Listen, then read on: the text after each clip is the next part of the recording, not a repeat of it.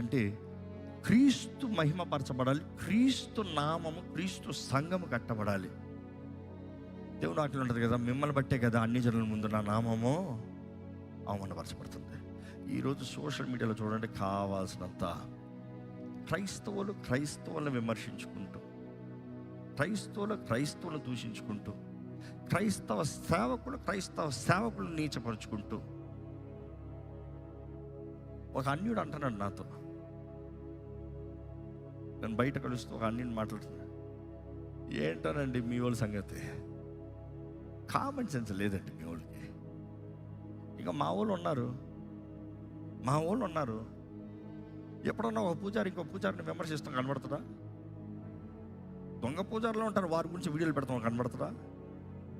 అస్సలు ఒకరి గురించి. ఎందుకంటే చివరికి మన పేరు పరువు పోతుందిరా బాబు. ఎవడు ఎప్పుడన్నా ఈ అన్యుల గురించి పెట్టుకుంటాం కనబడుతుందా? కనబడదు.